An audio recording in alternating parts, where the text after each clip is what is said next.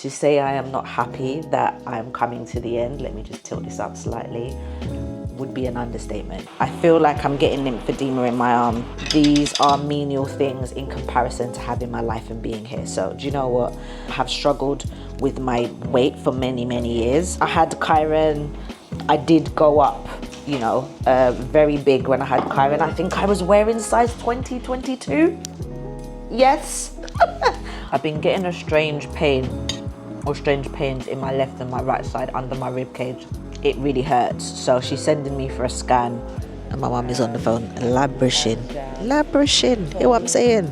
I have just completed cycle 17 of Herceptin, which means, yes, we can cheer. I've only got one more left and then I am done.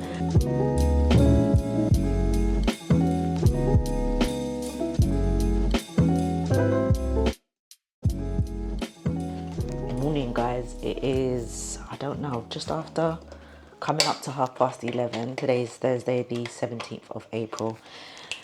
It's a Thursday. I am dressed. You know what that means. I am heading to the hospital for my next cycle of Herceptin.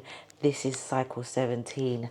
After this one, I have one more and we are done.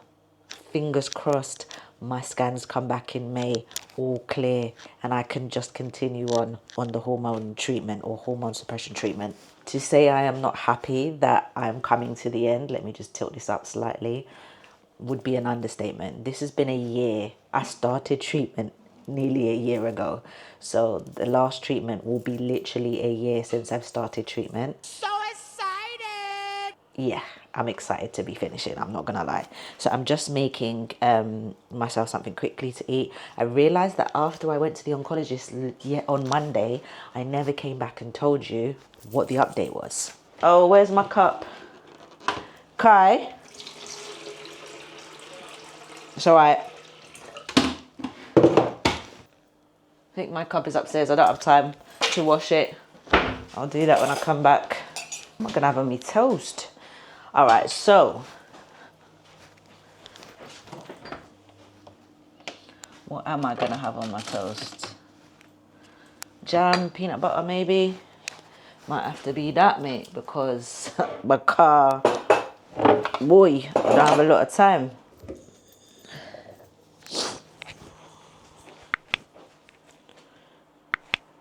So as I think the last oncology appointment, my oncologist took me off of my tamoxifen to see if the tamoxifen was what was causing the headaches, the dizziness or vertigo, and the blurred vision, although the blurred vision has improved, which is interesting. The idea was to do 4 weeks, see if it improves, to see if and figure out if it is the tamoxifen or if there's something else going on. And in terms of the vertigo, maybe refer me to the ears, nose and throat hospital or team to see if there's something that might be going on in my inner ear that's causing the vertigo and the dizziness. So I took a break for 4 weeks, and although the headaches alleviated a little, the vertigo did not really. Not all the time, I didn't have it as bad, but I caught, I think it was, I don't even know if it was a cold. I thought it was hay fever, but I caught something maybe about a week ago, and it really had me in bed for 2 days, and my sinuses were very, very aggravated, very, very blocked, and the vertigo was bad. So I said to my oncologist this time, I do think it's something to do with my sinuses, because I've noticed whenever my sinuses get agitated, I get a full feeling in my ears and I just feel a little bit just off balance. So she has now referred me back to my doctor to tell my doctor to refer me to the ears, nose and throat team in order for them to have a check out and check what's going on within my sinuses and my inner ear, and just make sure that there isn't a fluid issue or something that is what is causing the vertigo and the dizziness, which means I'm back on the tamoxifen. to be honest, I knew I would be back on. I knew I had to go back on because it's one of the treatments that kind of allows you to have a higher survival rate and a higher chance of it not coming back. So I knew there was no way they were not going to put me back on it. Last appointment, she said she would start me off if I had to go back, maybe on 10 milligrams, and then move me up to 20, because really 20 is where I get the doses. So because I've got another 6 weeks or so of cover with the Herceptin, she's like, right, 4 weeks from now, you take it for 4 to 5 weeks, the 10 milligrams, and then you move back up to 20. So I got 4 weeks of reprieve. I've started now taking the tamoxifen during the morning, in the morning, because another thing I noticed when I was on tamoxifen was I was getting really, really thirsty, like proper dry mouth, dehydrated. And no matter how much I felt like, how much water I drank, it wasn't getting any better, which is another reason why I've increased and tried to increase my electrolytes by having coconut water, which has electrolytes in it, which helps to hydrate you better than water. So we're gonna see if that works. I mean, I started initially taking the tamoxifen at night because I was getting the hot flashes really intense during the day. So my oncologist said, take it at night, the hot flashes won't be so bad. And she was right, they weren't as bad. However, the dehydration and I think the headaches got more intense. So I've switched to the morning now. I take it at 10 o'clock in the morning and try to get as much fluid, water, coconut water, and be as hydrated as I can during the day. And for the last 3 or 4 days, I felt okay. Will ask me in about 2-3 weeks time, but for now, I feel okay. So yeah, we're back on the tamoxifen. I also spoke to her. I feel like I'm getting lymphedema in my arm. I'm getting some unusual swelling in my wrists and near my elbow, which is making me look like I got really fat arms, which is not good. Sorry, I'm just buttering my toast while I talk to you. So that's made me feel really conscious. I mean, I already feel conscious of my body as it is. So this has kind of added to the issue, but I suppose mum's like, the sooner you get it dealt with, the better the outcome, the better way of keeping it controlled. Funny enough, I've got a cousin who also had breast cancer, and she's saying she developed lymphedema. But she said that she got a sleeve fitted, and since she's had her sleeve, I think it's like a compression sleeve, she's had no issues. My oncologist has said, you know what, rather than we wait and see, we'll just refer you straight away to the lymphedema team and let them work with you on some massages and get you fitted for a sleeve to help, and hopefully we can catch it early before it gets out of control. So obviously that is now something else that I'm having to get around in terms of a side effect.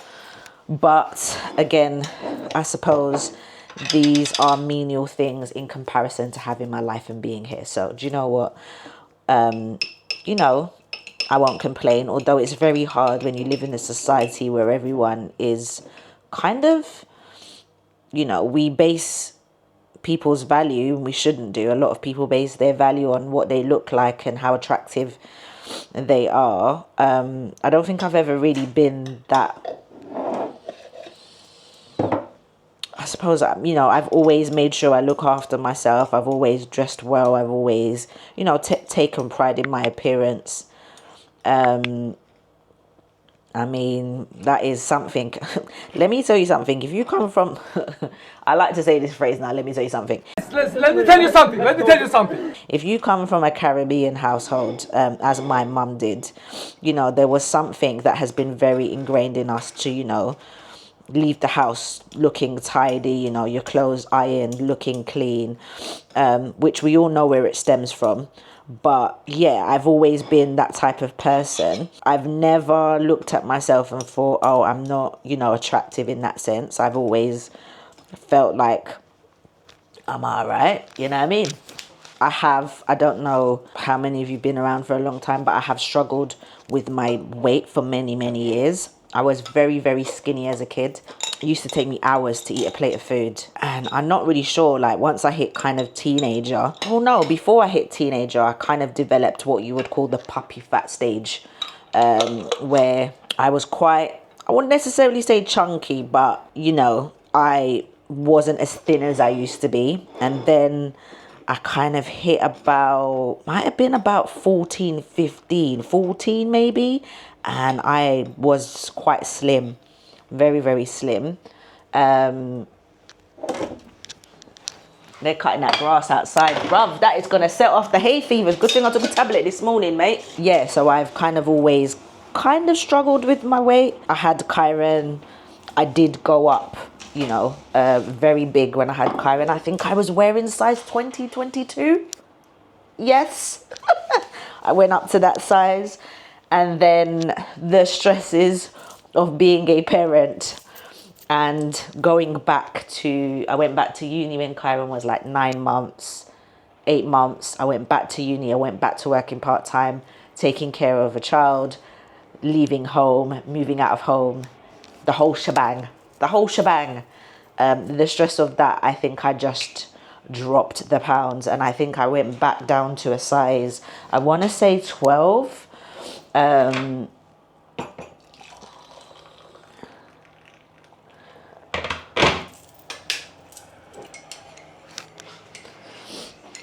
Yeah, I think I went down to a size 12. I think that was the smallest I was after Kyron.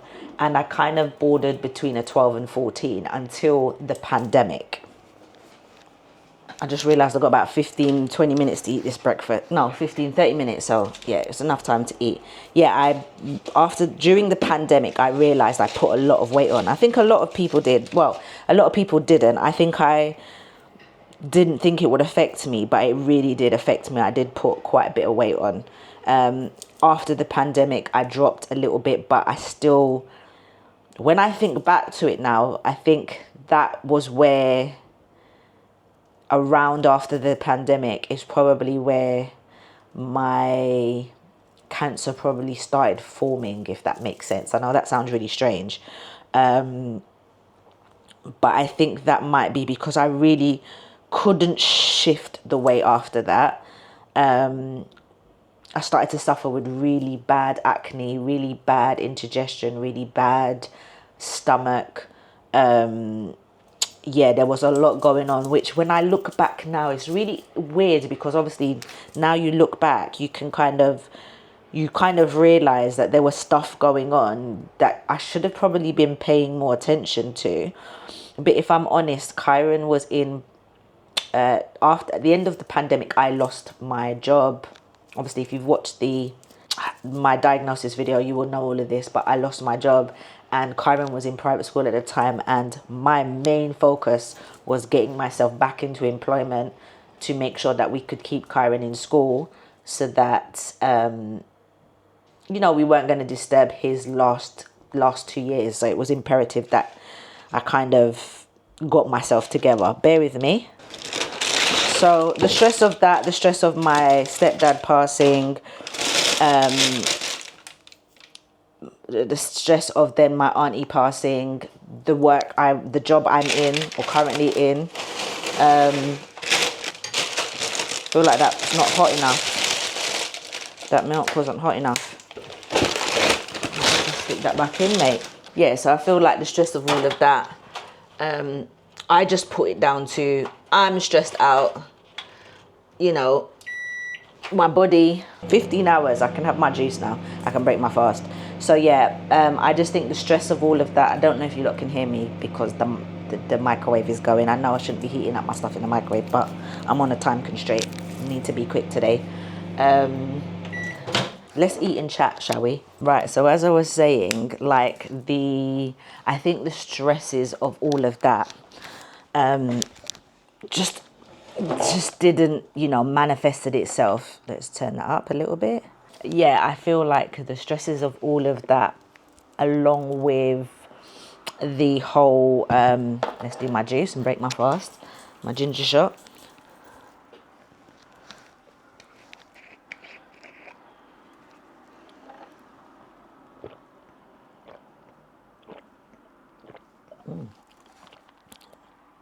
That is gingery. Whew. Ciao.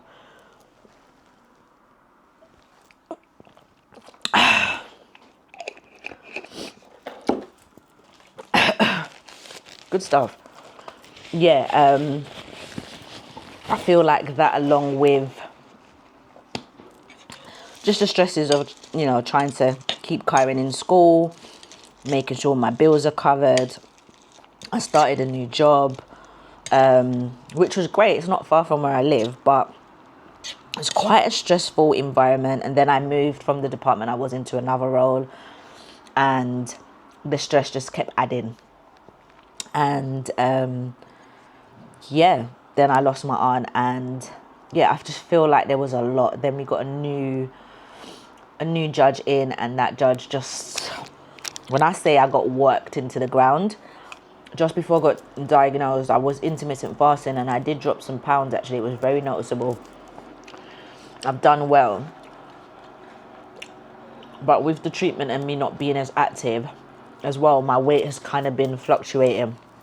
And so I'm hoping that once this targeted therapy has come to an end, I can really take back my health. So I'm hoping the lymphedema in my arm doesn't get too bad. What I've noticed is what helps is massaging it, and also propping it up at night when I'm sleeping. Weirdly enough, I did that last night. I did that, not last night, the night before, and I noticed a difference in my swelling. So I'm gonna have to start doing that every night. Hopefully that will help. So there's that. What other update is there? I've been getting a strange pain, or strange pains in my left and my right side under my rib cage. A bit like when you're being winded, or if someone punches you and they take all the air out of your lungs and you just doubled over in pain. And it comes and goes. Sometimes if I move in the wrong position, it really hurts. So she's sending me for a scan. We're not sure if it's something else or if it's the growth in the stomach that may be pushing or has moved and doing some kind of, because I am out of breath when I climb stairs, if I walk for a period of time, yes, it's not fun. But, we thank God for small mercies. This could have been a very different outcome, and I don't take that for granted. Today's treatment day, like I said, 17. I got one more and I have completed. I have got to the end. Yeah. I'm going to sit here and eat this and drink my tea and get on the road, because I don't know how busy it's going to be today. You can never tell with chemo ward. I can go there, wait for like 10 minutes, get called in, be out, bada bang, bada bing, bada boom. Sometimes I can go there and be waiting nearly an hour or even longer than that. So let's just hope my treatment's ready when I get there, because that's another thing that happens on a regular basis. Yeah, I just hope my treatment's ready and that they've got a bed and I can get in and get out. And I can get in and get out, because I need to do... You right, son? Yeah. Shall I take this down now? I'm going to take him down. Oh. When I go. Because I've got to go to hospital. Yeah. You go over there? Yeah. Why, you want to come? Get out of the house? Not today. You don't want to get out of the house for an hour? Or two? No. Okay. Wait, when you go back out? I'm going shopping. Oh, you go shopping? Oh. I've got to get a few bits for Easter, just some bun and stuff like that. And cheese and that. I don't think you need milk. Okay, no worries. Why? I was wondering, because I thought you already left. No, I'm here talking to the camera. Oh, hello. Anyway, we'll catch up with you on the way, because I need to chow this down before my mum gets here and I'm not ready and she starts getting mad. You're going to be late, you're going to be late. Yeah.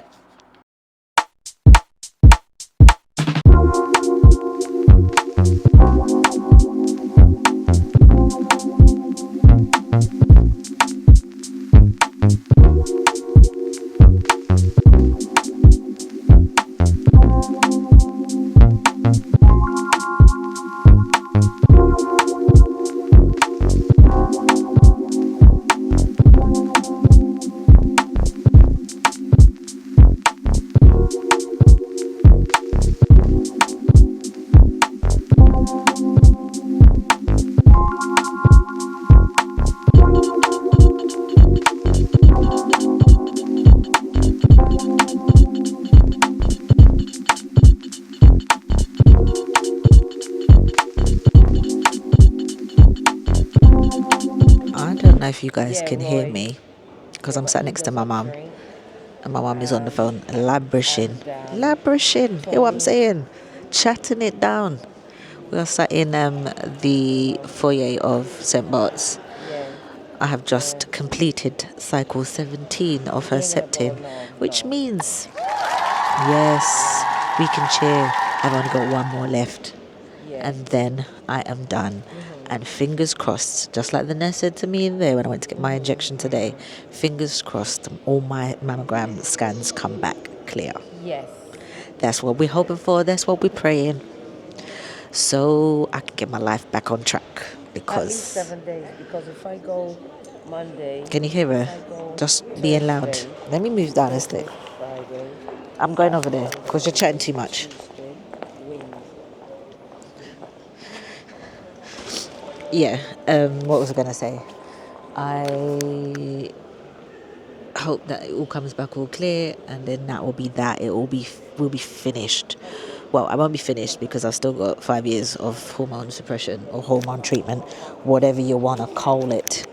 But every year, with an all clear scan, is closer to declaring myself officially cancer free, because that's what they say, at least 5 years, which is strange, but we'll take it. Right, I'm waiting for mum now because we're gonna go and do a little food shop. You know how we do. Tomorrow is Good Friday. We need a little bun, we need a little cheese, we need a little hard-dough bread. So that is what we're going to secure today. Fish has already been secured. Yeah, I don't know if I should do a little mac and cheese. We'll see. My leg is throbbing. It's never usually throbbing, but it's throbbing today. Alright, let's get off. Let's hurry up and get, because it's something to now. We can be back at home early today. Yeah, but the weather's lovely. So let me go and enjoy the sunshine and get a little bit of vitamin D. I'll catch up with you guys in a bit. Guys, I'm gonna make this very, very quick because I'm absolutely exhausted. Last treatment's down, like I said earlier on. I've done my food shop for Easter, and today is going to be now resting because my knees are aching. I'm feeling very, very sleepy. I'm trying to push it. It's only 20 to 7, and I know if I sleep now, I'm gonna be up at the crack of dawn, or I'm gonna be up in the middle of the night and then can't go back to sleep. So I'm gonna try and, oh, what's happened to my lip here? I don't know what's going on with my lips. I'm going to try and stay awake till at least, I'm gonna try about 9:30 if I can. If I can hold out to then, I'm gonna hold out to then, and then I think I'll get into my bed and have a good night's sleep and wake up tomorrow feeling refreshed. Well, I say that, I don't know. Sometimes I can have Herceptin and feel cool, and then sometimes I can have it and my body's like, So we will see how it goes. But yeah, I will catch up with you guys tomorrow. Tomorrow is Good Friday. The Easter weekend kind of begins. Yeah, I think we're going out for my auntie's birthday on Saturday. Sunday, I don't know what's happening Sunday. I'm not too sure. And then Monday, L&Q, supposedly, my housing association, is supposed to have someone come and fix the radiator. But it's bank holiday Monday. So we shall see. But yeah, I'm going to sit here, watch a little bit of YouTube, chill out for a couple of hours. Kyron is going to start dinner shortly. And then I am going to get my butt to bed because I'm aching, and I feel a little bit achy, like the flu's coming, which is not great. But we'll see how I get on.